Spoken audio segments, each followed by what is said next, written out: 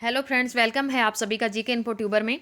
और आज हम पढ़ेंगे एनसीईआरटी क्लास 7 हिस्ट्री का लेसन नंबर 3, दिल्ली के सुल्तान।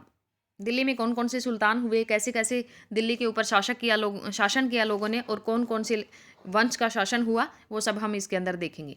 तो हमने अध्याय 2 में देखा कि कावेरी जो डेल्टा है उसके बड़े राज्यों कावेरी जो डेल्टा है जैसे क्षेत्र है वो बड़े राज्यों का केंद्र बन गए थे। क्या आपने गौर किया कि अध्याय 2 में किसी ऐसे राज्य का जिक्र नहीं है जिनकी राजधानी दिल्ली रही हो? इसकी वजह क्या है? इसकी वजह यही है कि दिल्ली है वो महत्वपूर्ण शहर है, वो 12वीं शताब्दी में ही बन पाया। और पहले पहल क्या था, तोमर राजपूतों के काल में दिल्ली, अनंगपाल तोमर उनके साम्राज्य की राजधानी बनी। 12वीं सदी के मध्य में तोमरों को अजमेर के चौहानों ने परास्त किया और तोमरों और चौहानों के राज्यकाल में दिल्ली है वो वाणिज्य का महत्वपूर्ण केंद्र बन गई। दिल्ली वाणिज्य का महत्वपूर्ण केंद्र किसके काल में बनी? तोमरों और चौहानों के राज्यकाल में। इस शहर में बहुत सारे समृद्धशाली जैन व्यापारी रहते थे जिन्होंने अनेक मंदिरों का निर्माण किया है। यहाँ देहलीवाल कहे जाने वाले सिक्के भी ढाले जाते थे जो काफी प्रचलन में थे। आगे जिक्र आता है 13वीं सदी के आरंभ में। कब कब हुआ? 13वीं सदी के आरंभ में दिल्ली सल्तनत की स्थापना हुई। इसके साथ दिल्ली एक ऐसी राजधानी में बदल गई जिसका नियंत्रण उपमहाद्वीप के बहुत बड़े क्षेत्र पर फैला था। और उन 5 वंशों की पहचान कीजिए जिनसे मिलकर दिल्ली सल्तनत बनी। और 5 वंश कौन कौन से आए थे वो? जिस इलाके को आज हम दिल्ली के नाम से जानते हैं वहाँ इन सुल्तानों ने अनेक नगर बसाई और दिल्ली एक कोहना, सीरी और जहांपनाह को पहचानी। ये देखो, ये इसके अंदर है, जहांपनाह, दिल्ली एक कोना, ये देखो। उसके बाद आता है दिल्ली के शासक। दिल्ली के शासक कौन कौन से रहे? सबसे पहले आया राजपूत वंश में तोमर। तोमर वंश में अनंगपाल तोमर है, उनका साम्राज्य रहा आरंभिक 12वीं शताब्दी 1165। तो इनका रहा 1130 से 1145। ऑलमोस्ट तोमर की सबसे इंपॉर्टेंट है, उन्हीं का जिक्र है इसके अंदर। जो अनइम्पोर्टेंट है उनका जिक्र नहीं है, लेकिन उनका साम्राज्य कब तक रहा? 1165 तक। उसके बाद आए चौहानों ने इनको पराजित किया और 1165 से 1192 तक इनका शासनकाल रहा। इसमें पृथ्वीराज चौहान है जो तृतीय, जिनका त्राइन का युद्ध भी लड़ा था, जिन्होंने 1191-92 में, वही है ये। तो इनका आया। उसके बाद आए तुर्की शासक में आया सबसे पहले कुतुबुद्दीन ऐबक आया। ये भी एक गुलाम था एक तरह से। 1206 से 1290 इनका शासनकाल रहा है, 84 साल तक इनका रहा। तो सबसे पहले इनमें आया कुतुबुद्दीन ऐबक 1206 से 1210। उसके बाद आए शमशुद्दीन इल्तुतमिश का ही नाम है ये।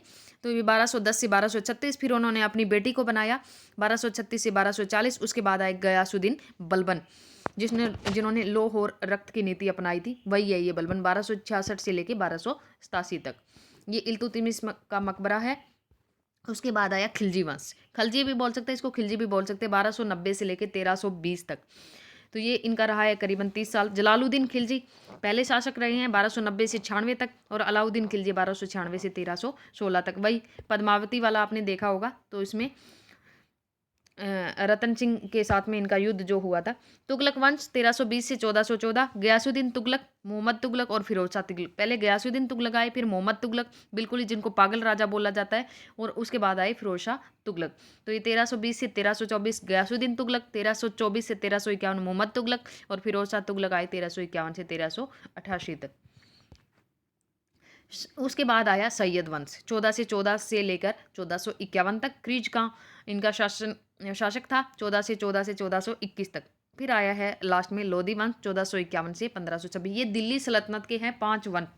गुल खिले तो शायद लोधी आए, ऐसा कुछ इसकी एक ट्रिक बना सकते हो आप। गुल से गुलाम वंश आ गया पहले, जैसे तुर्की वंश जिसको हमने बोला, जिसमें गया ये आए हैं कुतुबुद्दीन ऐबक, इल्तुतमिश और रजिया, वो वाला। उसके गुल खिले, खिले से खिलजी, शायद से सैयद वंश, लोधी से लोधी वंश, और बीच में तो से आएगा तुगलक वंश। तो ये 5 वंश आए। दिल्ली के सुल्तानों के बारे में जानकारी कैसे? हालांकि अभिलेख, सिक्के और स्थापत्य के माध्यम से काफ़ी सूचना मिलती है, मगर और भी महत्वपूर्ण वे इतिहास, तारीख और तवारीख के हैं जो सुल्तानों के शासनकाल में प्रशासन की भाषा फारसी में लिखे गए थे।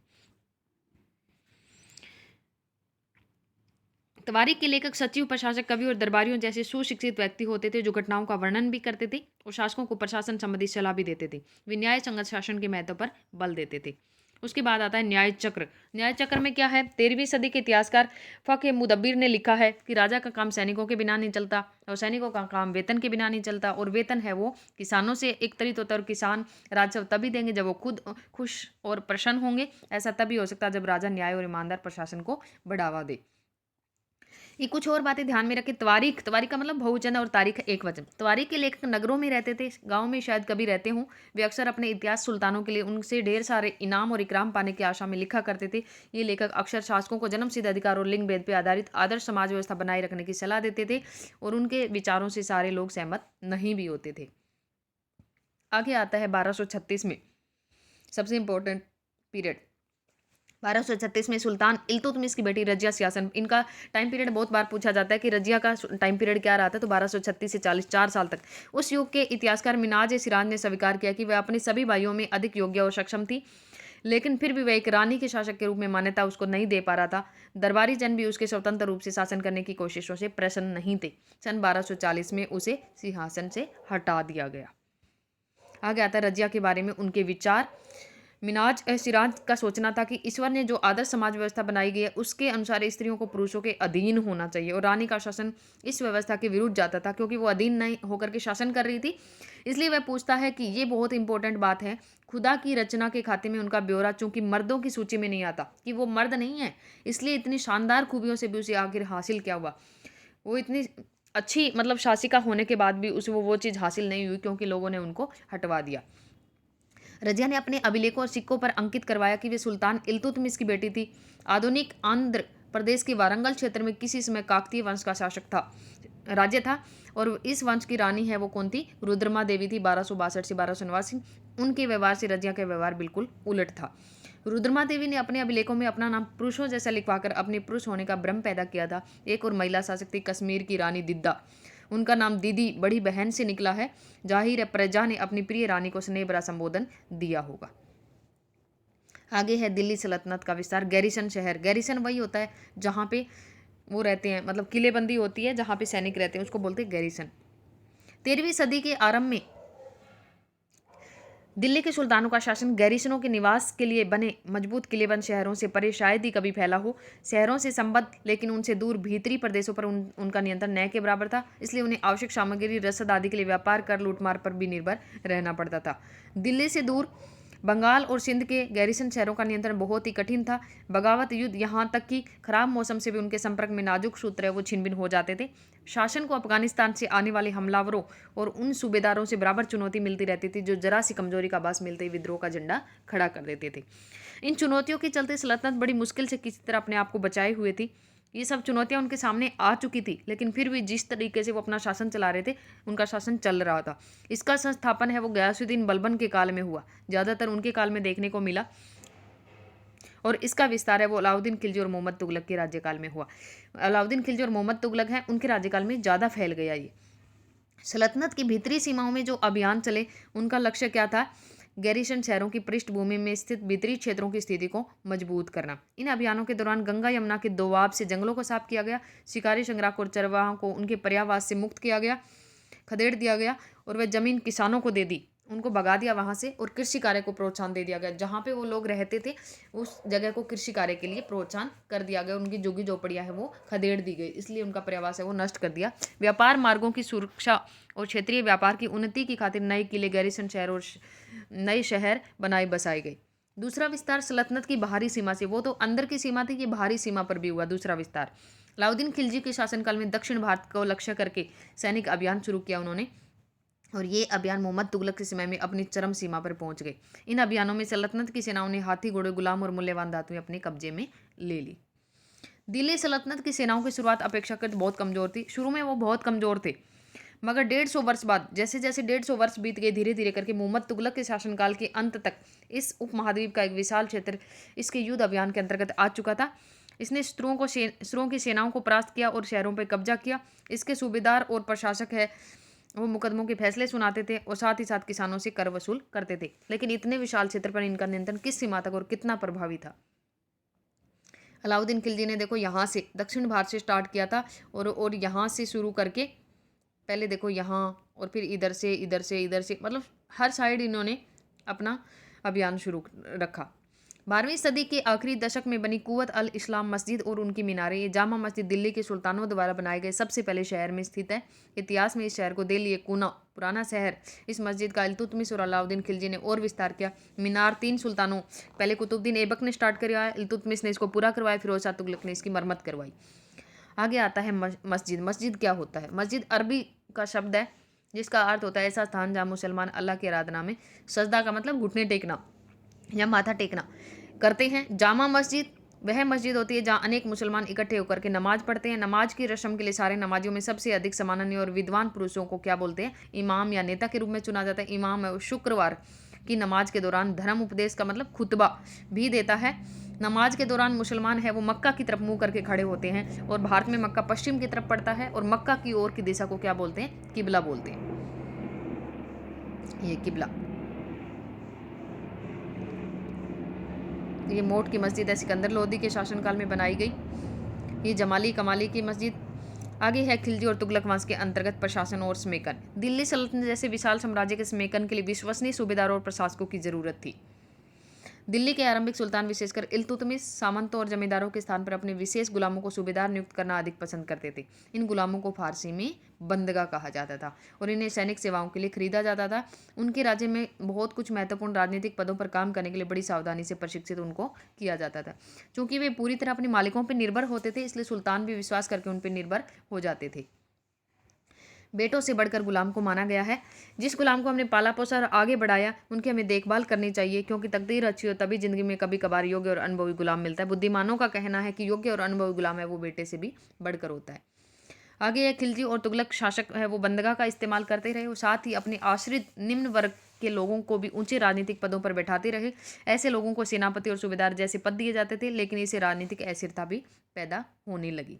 गुलाम और आश्रित अपने मालिकों और संरक्षकों के प्रति जो वफादार रहते थे, मगर उनके अपने उत्तराधिकारियों के या उनके उत्तराधिकारियों जैसे उनके उत्तराधिकारी जैसे मतलब राजा है या जो मालिक है उनका, उसके प्रति तो वफादार रहते हैं, लेकिन उनके उत्तराधिकारी कौन हो गए? उनके आने वाले जो उत्तराधिकारी हो गए उनके प्रति वफादार नहीं थे। वो नए सुल्तानों के अपने नौकर होते थे, वो अपने नौकर रखते थे। फिर फलस्वरूप किसी नए शासक के शासन पर बैठते प्राय नए और प्रधानों के पुराने सरदारों के बीच में टकराहट शुरू हो जाती थी। सुल्तानों द्वारा निचले तबके के लोगों को संरक्षण दिए जाने के कारण उच्च वर्ग के कई लोगों को गहरा धक्का भी लगता था और फारसी तवारीख के लेखकों के निचले खानदान के लोगों को उच्च पदों पर बैठाने के लिए दिल्ली के सुल्तानों की आलोचना भी की है।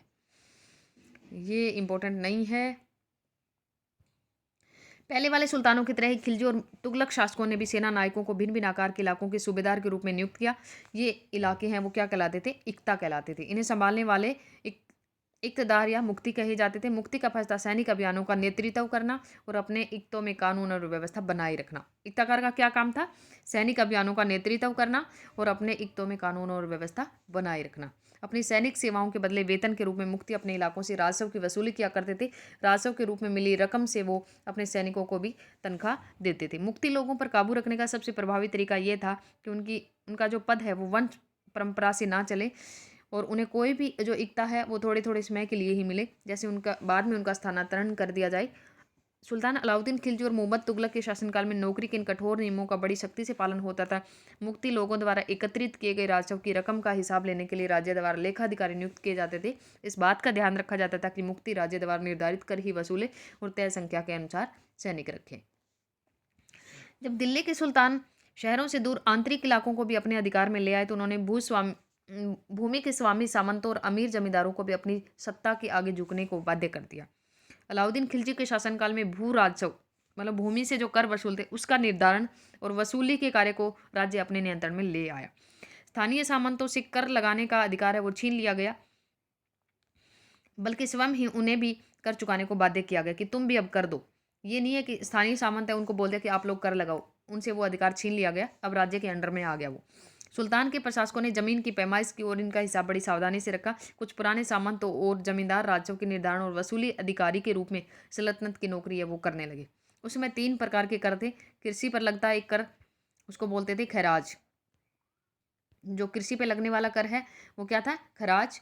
और किसानों की उपज का लगभग ये 50% होता था। और एक मवेशियों पे मतलब जानवर जो हम पालते हैं, और तीसरा घरों पे। तो 3 प्रकार के कर लगते थे, कृषि पे, मवेशियों पे और घरों पे। ये याद रखना जरूरी है कि इस उपमहाद्वीप का काफ़ी बड़ा हिस्सा दिल्ली के सुल्तानों के अधिकार से बाहर ही था। दिल्ली से बंगाल जैसे सुदूर प्रांतों का नियंत्रण कठिन था और दिल्ली भारत की विजय के तुरंत बाद ही वह पूरा क्षेत्र फिर से स्वतंत्र हो गया। यहाँ तक कि गंगा के मैदानी इलाके में भी घने जंगलों वाले ऐसे क्षेत्र थे जिनमें बैठने में सुल्तान की सेनाएं अक्षम थी। स्थानीय सरदारों ने इन क्षेत्रों में अपना शासन जमा लिया। अलाउद्दीन खिलजी और मोहम्मद तुगलक इन इलाकों पर जोर जबरदस्ती अपना अधिकार जमा तो लेते थे, पर वह अधिकार कुछ ही समय तक रह पाता था। उसके बाद में सरदार और उनकी किलेबंदी। अफ्रीकी देश मोरक्को से 14वीं सदी में भारत आए इबन बतूता, मोरक्को से आया था इबन बतूता, और अफ्रीकी देश है ये मोरक्को, और 14वीं सदी में आए थे ये। और ने बतलाया कि सरदार कभी कभी चट्टानी उबड़ खाबड़ पहाड़ी इलाकों में किले बनाकर रहते थे और कभी कभी बांस के झुरमुटों में।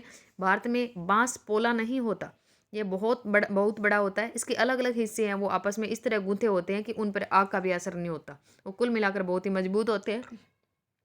सरदार इन जंगलों में रहते हैं जो इनके लिए किले की प्राचीर, प्राचीर का मतलब एक दीवार हो गई, का काम देते हैं। इस दीवार के घेरे में भी उनके मवेशी और फसल रहते हैं। अंदर भी पानी उपलब्ध रहता है और एकत्रित हुआ वर्षा का जल, इसलिए उन्हें प्रबल बलशाली सेनाओं के बिना हराया नहीं जा सकता। ये सेनाएं जंगल में घुसकर खासतौर से तैयार किए गए औजारों से बांसों को काट डालती है।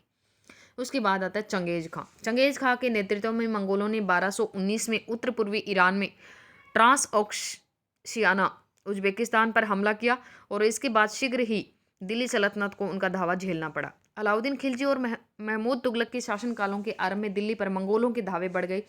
इससे मजबूर होकर दोनों ही सुल्तानों को एक विशाल स्थानीय सेना खड़ी करनी पड़ी। इतनी विशाल सेना को संभालना प्रशासन के लिए चुनौती भरा था। आइए देखें कि दोनों सुल्तानों ने इस चुनौती का सामना कैसे किया। अलाउद्दीन खिलजी पर देखो और मोहम्मद तुगलक दोनों ये उनके अंडर में आ गए। दिल्ली पर 2 बार हमले हुए, 1299 से 1300 में और 1302 से 13 में। इनका सामना करने के लिए अलाउद्दीन खिलजी ने एक विशाल स्थायी सेना खड़ी कर ली। और मोहम्मद तुगलक के शासनकाल के प्रारंभिक वर्षों में सल्तनत पर हमला हुआ, मंगोल सेना परास्त हो गई। मोहम्मद तुगलक को अपनी सेना की शक्ति और संसाधनों पर इतना विश्वास था कि उन्हें ट्रांस ऑक्शियाना मतलब उज्बेकिस्तान पर आक्रमण की योजना बना ली। एक स्थायी सेना तैयार करना उनका आक्रामक कदम था। उसके बाद अलाउद्दीन खिलजी ने अपने सैनिकों के लिए सीरी नामक नया गैरिसन, वही जहाँ सैनिक रहते हो, शहर बसाया। और इसने क्या किया, नया गैरिसन शहर बनाने के स्थान पर दिल्ली के 4 शहरों में सबसे पुराने शहर दिल्ली कोना को निवासियों से खाली करवाकर वहाँ सैनिक छावनी बना दी और पुराने शहर के निवासियों को दक्षिण में बनी राजधानी दौलताबाद भेज दिया। तीसरा, सैनिकों के पेट भरने की समस्या को गंगा यमुना के बीच की भूमि से कर के रूप में खेती की पैदावार इकट्ठी करके हल किया। किसानों की पैदावार का 50% हिस्सा है वो कर के तौर पे किया गया, जिसको खराज बोलते हैं। और सेना को खिलाने के इसने क्या किया, खाद्यान्न इकट्ठा किया। लेकिन सैनिकों की विशाल संख्या की जरूरतें पूरी करने के लिए सुल्तान ने अतिरिक्त कर भी लगाए। इस दौरान उस क्षेत्र में अकाल भी पड़ा। उनके टाइम में सैनिकों को वेतन भी देना होता था। अलाउद्दीन ने सैनिकों को एकता के स्थान पर नकद वेतन देना तय किया। सैनिक अपना आवश्यक सामान है वो दिल्ली के व्यापारियों से खरीदते थे और आशंका थी उनको कि व्यापारी अपनी चीज़ों की कीमत बढ़ा देंगे। इसे रोकने के लिए अलाउद्दीन ने दिल्ली में चीज़ों की कीमतों पर MRP डिसाइड किया था। इन्होंने अफसर बड़ी सावधानी से कीमतों का सर्वेक्षण करते थे और व्यापारी निश्चित दरों का उल्लंघन करते थे, उन्हें सजा मिलती थी। और इसमें क्या, मोहम्मद तुगलक ने अपने सैनिकों को नगद वेतन दिया, लेकिन कीमतों पर नियंत्रण करने की जगह उसने आज की कागजी मुद्रा की तरह टोकन मुद्रा चलाई। ये सिक्के धातु के बने होते, लेकिन सोने चांदी के न होकर सस्ती धातु के। 14वीं सदी के लोगों को इस मुद्रा पर भरोसा नहीं था। वे बड़े चतुर थे, अपने सोने चांदी के सिक्कों को बचा कर रख लेते थे और अपने तमाम कर है वो इस टोकन मुद्रा से चुकाते थे। इस सस्ती मुद्रा जैसे जाली सिक्के भी बड़ी आसानी से बनाए जा सकते थे। और अलाउद्दीन के प्रशासनिक कदम है वो काफ़ी सफल रहे। इतिहासकारों ने कीमतों से कमी और बाजार में वस्तुओं की कुशलता से आपूर्ति के लिए उनके शासनकाल की बहुत प्रशंसा की है, क्योंकि उन्होंने MRP डिसाइड कर दिया था तो लूटपाट की नीति है वो नहीं हो पाई। मंगोल आक्रमणों के खतरे का भी उन्होंने सफलतापूर्वक सामना किया। मोहम्मद तुगलक द्वारा उठाए गए प्रशासनिक कदम है वो बेहद असफल रहे। कश्मीर पर उनका आक्रमण पूरी तरह विफल रहा था। तब उसने तुरान पर हमला करने का इरादा छोड़ दिया और अपनी विशाल सेना को भंग कर दिया। इस बीच उसने प्रशासन संबंधी जो कदम उठाए थे उनसे कई परेशानियां पैदा हो गई। दौलताबाद ले जाए जाने से लोग बहुत नाराज थे। करों में वृद्धि और गंगा यमुना के दोआब में अकाल से विक्षुब्ध जनता बगावत पर उतराए और मोहम्मद तुगलक को अंततः टोकन मुद्रा भी वापस लेनी पड़ी। तो इन तमाम असफलताओं की गिनती करने में हम कभी कभी फिर भूल जाते हैं कि सल्तनत के इतिहास में पहली बार दिल्ली के किसी सुल्तान ने मंगोल इलाके को फतेह करने के अभियान की योजना बनाई थी, जहां अलाउद्दीन खिलजी का बल प्रतिरक्षा पर था। वहां मोहम्मद तुगलक के द्वारा उठाए गए कदम मंगोलों के विरुद्ध सैनिक आक्रमण की योजना का हिस्सा थे। 15वीं और 16वीं शताब्दी में सल्तनत। तुगलक वंश के बाद 1526 पर दिल्ली और आगरा पर सैयद और लोधी वंशों का राज्य रहा। जब तक जौनपुर, बंगाल, मालवा, गुजरात, राजस्थान और पूरे दक्षिण भारत में शासक स्वतंत्र उठ खड़े हुए, उनकी राजधानियां समृद्ध थी और राज्य फल फूल रहे थे। इसी काल में अफगान और राजपूतों जैसे नए शासक वो समूह भी उभरे। उस काल में स्थापित राज्यों में से कुछ छोटे तो थे पर शक्तिशाली थे। उनका शासन बहुत ही कुशल और सुव्यवस्थित तरीके से चल रहा था। शेरशाह सूरी 1540 से 1545 ने बिहार में अपने चाचा के एक छोटे से इलाके के प्रबंधक के रूप में कार्य शुरू किया था और आगे चलकर उसने इतनी उन्नति की कि मुगल सम्राट हुमायूं को भी चुनौती दे दी, उनको भगा दिया था। शेरशाह ने दिल्ली पर अधिकार करके स्वयं अपना राजवंश स्थापित कर लिया। सूरी वंश बोलते हैं ना जिसको। सूर्यवंश ने केवल 15 वर्ष तक शासन किया, 1540 से 1555 तक। हुमायूं फिर दोबारा बाद में आया था, लेकिन उसके प्रशासन ने अलाउद्दीन खिलजी वाले कई तरीकों को अपनाया। शेरशाह सूरी ने भी अलाउद्दीन खिलजी वाले तरीकों को अपनाया था और उन्हें चुस्त भी बना दिया। महान सम्राट अकबर है ने भी मुगल साम्राज्य को समेकित किया, तो उन्होंने अपने प्रतिमान के रूप में शेरशाह की प्रशासन व्यवस्था को अपनाया। कई बार ये क्वेश्चन आता है कि अकबर ने किस जो शासक की है वो प्रशासन व्यवस्था को अपनाया था, तो शेरशाह सूरी की अपनाया था। 1556 से 1605 अकबर रहे थे। उसके बाद में है 3 श्रेणियां: ईश्वरीय, शांति, नाइट और धर्म युद्ध। 3 श्रेणियों का विचार सबसे पहले 11वीं शताब्दी के आरंभ में फ्रांस ने सूत्रबद्ध किया। इसके अनुसार समाज को 3 वर्गों में विभाजित किया गया: प्रार्थना करने वाला वर्ग एक, तो दूसरा युद्ध करने वाला और तीसरा खेती करने वाला किसान वर्ग। 3 वर्गों में समाज के इस विभाजन को ईसाई धर्म का समर्थन भी मिला था। इस विभाजन से ईसाई धर्म को समाज में अपने प्रबल प्रभाव को और भी दृढ़ करने में सहायता मिलती थी। इसी विभाजन से योद्धाओं का एक नया समूह भी उभरा। इन योद्धाओं को नाइट कहा जाता था। ईसाई धर्म एक समूह को संरक्षण देता था और अपनी ईश्वरीय शांति की अवधारणा के प्रसार में इनका उपयोग करता था। नाइटों से अपेक्षा की जाती थी कि वे धर्म और ईश्वर की रक्षा में समर्पित योद्धा रहीं। कोशिश ये रहती थी कि इन योद्धाओं की आपसी लड़ाई भिड़ाई से विमुख करके उन मुसलमानों के विरुद्ध युद्ध करने भेज दिया जाए जिन्हें यरूशलेम शहर पर कब्जा कर रखा था। इस पर्यटन के परिणामस्वरूप सैनिक अभियानों की एक श्रृंखला चुनी, जिन्हें क्रुसेड मतलब धर्म युद्ध कहा गया। ईश्वर और धर्म की सेवा में किए गए इन अभियानों ने नाइटों की हैसियत पूरी तरह बदल डाली। पहले इन नाइटों की गिनती कुलीनों में नहीं होती थी, मगर फ्रांस में 11वीं सदी के अंत तक और जर्मनी में उससे एक सदी बाद इन योद्धाओं ने दिनहीन अतीत को बुला दिया था। 12वीं सदी तक तो कुलीन वर्ग के लोग भी नाइट कहलाना चाहने लगे थे।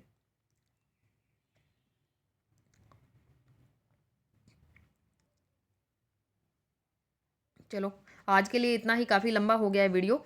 तो नेक्स्ट लेसन में नेक्स्ट वीडियो के साथ मिलते हैं। Take care, bye bye.